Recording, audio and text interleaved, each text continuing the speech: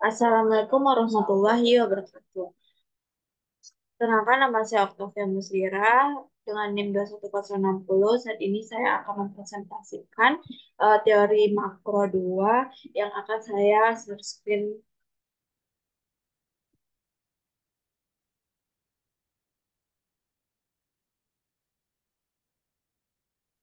Baiklah, saya akan menjelaskan tentang teori pertumbuhan ekonomi 2, tentang teknologi, bukti empiris, dan kebijakan. Kemajuan teknologi dalam model Solow. Yang pertama ada efisiensi tenaga kerja. Untuk memasukkan kemajuan teknologi, fungsi produksi sekarang ditulis sebagai berikut. E merupakan efisiensi tenaga kerja, LXE mengukur jumlah para pekerja efektif. Perkalian ini memperhitungkan jumlah pekerja L dan efisiensi masing-masing pekerja E. Ini menyatakan bahwa output total Y bergantung pada jumlah unit modal K dan jumlah pekerja efektif L dikali E. Kemajuan teknologi dalam model slow. Yang kedua ada kondisi mapan dengan kemajuan teknologi. Ini merupakan kurva kondisi mapan dengan kemajuan teknologi di mana perekonomian membuahkan hasil ketika kita mengkaji pertumbuhan populasi. Persamaan yang menunjukkan evaluasi K sepanjang waktu sekarang berubah menjadi berikut ini. K merupakan investasi pokok mengganti modal yang terdepresiasi. NK merupakan memberi modal bagi para pekerja baru. GK memberi modal bagi para pekerja efektif yang baru. Yang ketiga ada dampak kemajuan. Yang pertama ada variabelnya model per pekerja efektif. Simbolnya K sama dengan K per E dikali L. Tingkat pertumbuhan kondisi mapannya 0. Output per kerja efektif simbolnya Y sama dengan Y per E dikali L sama dengan FK. Tingkat pertumbuhan kondisi mapannya 0. Output per kerja simbolnya Y per L sama dengan Y dikali E. Tingkat pertumbuhan kondisi mapannya G. Output totalnya Y sama dengan Y dikali E dikali L. Tingkat pertumbuhan kondisi mapannya N ditambah G. Dengan adanya kemajuan teknologi dan memacu pada model Solo, hanya kemajuan teknologi yang bisa menjelaskan peningkatan standar kehidupan yang berkelanjutan. Dengan adanya kemajuan teknologi, model Solo akhirnya menjelaskan kenaikan yang berkelanjutan dalam standar kehidupan yang diamati, yaitu menunjukkan bahwa kemajuan teknologi bisa mengarahkan ke pertumbuhan yang berkelanjutan dalam output per pekerja.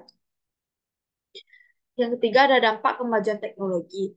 Kemajuan teknologi juga memodifikasi kriteria untuk kaidah emas. Tingkat modal kaidah emas didefinisikan sebagai kondisi mapan yang memaksimalkan konsumsi per pekerja efektif dengan mengikuti argumen yang sama. Dapat menunjukkan bahwa konsumsi per pekerja efektif pada kondisi mapan adalah dengan rumus sebagai berikut. Konsumsi pada kondisi mapan dimaksimalkan jika MPK dengan rumus sebagai berikut, yaitu pada tingkat modal kaidah emas, produk marginal modal neto sama dengan tingkat pertumbuhan total output total N ditambah G, karena perekonomian aktual mengalami pertumbuhan populasi dan kemajuan. Dari teori pertumbuhan sampai data empiris, yang pertama ada pertumbuhan yang seimbang, di mana menurut model Silo, kemajuan teknologi menyebabkan nilai banyak variabel untuk naik bersama-sama pada kondisi mapan. Sifat ini disebut pertumbuhan berimbang atau balance growth. Pada kondisi mapan, output per pekerja Y per L dan persediaan modal per pekerja K per L, keduanya tumbuh pada tingkat G, yang adalah tingkat kemajuan teknologi. Ini konsisten dengan data Amerika Serikat di mana G bernilai sekitar 2% secara konsisten sejak 50 tahun lalu.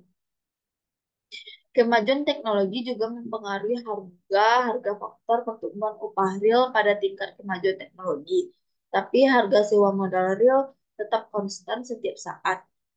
Lagi selama 50 tahun terakhir, upah real telah meningkat 2% dan telah dua dua konvergens. Sifat mengajar ketertinggalan disebut konvergensi.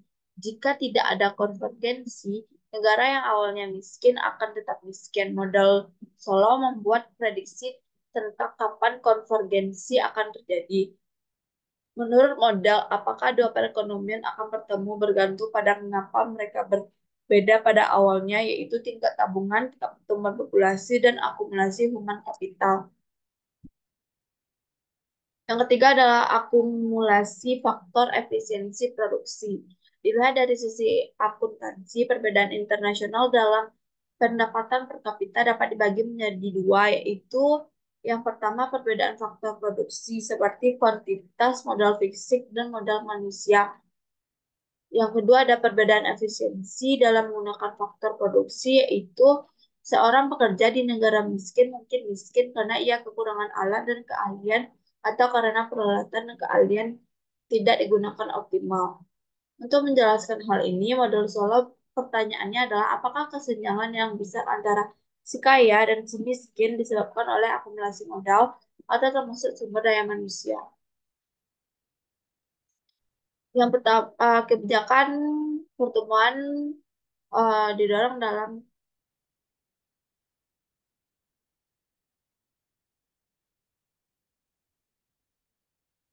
pertemuan. Yang pertama, mengevaluasi tingkat tabungan. Tingkat tabungan menentukan tingkat modal dan output pada kondisi mapan atau steady state. Satu tingkat tabungan tertentu menghasilkan kondisi mapan kaidah emas yang akan memaksimalkan kondisi pekerja sekaligus kesejahteraan ekonomi.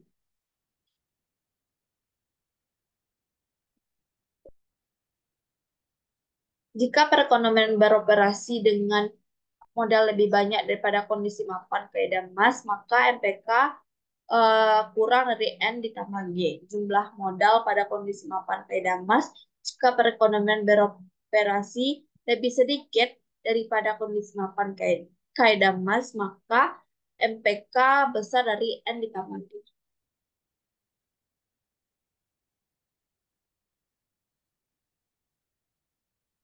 Produk marginal modal neto setelah depresiasi yaitu MPK, tingkat pertumbuhan output total yaitu N ditambah G.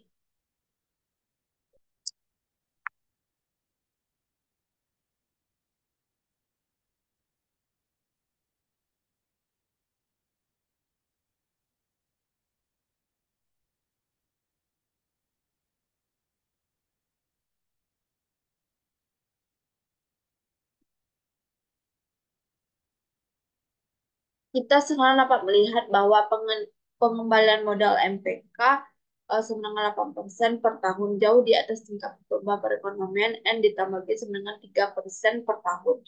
Ini mengindikasikan bahwa persediaan modal pada perekonomian Amerika Serikat jauh di bawah tingkat kaidah emas.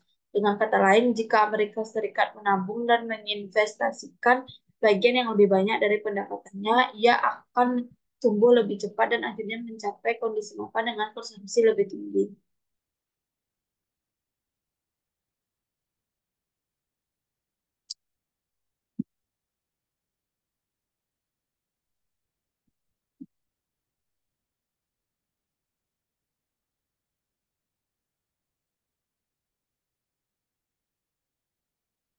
Mengubah tingkat tabungan. Tabungan masyarakat adalah selisih antara apa yang pemerintah terima dalam pendapatan pajak dikurangi apa yang di belakang dibelanjakannya.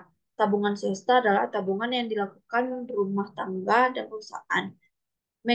Mengalokasikan investasi perekonomian. Para pembuat kebijakan bisa mengenalkan pasar untuk mengalokasikan tabungan ke jenis investasi alternatif. Banyak ekonom menyarankan bahwa pemerintah semata-mata hanya menciptakan tingkat yang menghasilkan untuk berbagai jenis modal, misalnya dengan meyakinkan bahwa sistem pajak memperlakukan seluruh jenis modal. Mengubah institusi yang tepat. Setiap negara memiliki tingkat efisiensi produksi yang berbeda-beda. karena mereka memiliki institusi yang berbeda dalam memberikan petunjuk tentang mengalokasikan sumber daya yang langka yang tersedia di negara tersebut. Sebagai contoh, tradisi hukum suatu negara adalah institusi. Contoh lain adalah kualitas pemerintah sendiri dan tingkat korupsi yang ada dalam infrastruktur publik. Mendorong kemajuan teknologi, modal Solo menunjukkan bahwa pertumbuhan yang berkelanjutan dalam mendapatkan pekerja harus berasal dari kemajuan teknologi. Namun, modal Solo menganggap kemajuan teknologi sebagai variabel eksogen.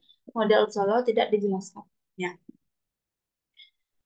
kita perlu keluar dari model slow dan mengembangkan model-model yang menjelaskan kemajuan teknologi yang berasal dari luar. Model-model ini disebut teori pertumbuhan endogen, model dasar.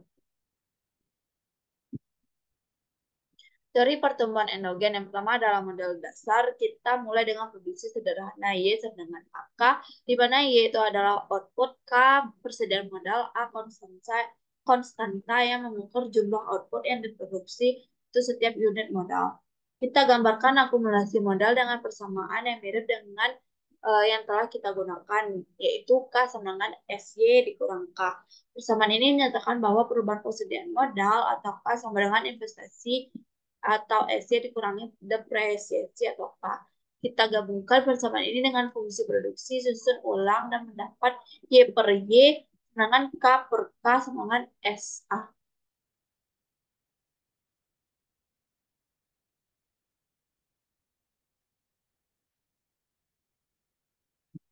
Teori pertumbuhan endogen, model dasar persamaan ini menunjukkan apa yang menentukan tingkat pertumbuhan output Y per Y. Perhatikan bahwa sepanjang SA besar pendapatan perekonomian tumbuh selamanya bahkan tanpa asumsi kemajuan teknologi yang eksogen.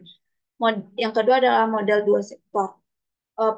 Perekonomian memiliki dua sektor yang bisa kita sebut perusahaan manufaktur dan universitas riset. Perusahaan memproduksi barang dan jasa yang digunakan untuk konsumsi serta investasi dalam model fisik. Universitas memproduksi faktor-faktor produksi yang disebut ilmu pengetahuan yang kemudian digunakan secara bebas oleh kedua sektor perekonomian dijelaskan oleh fungsi produksi.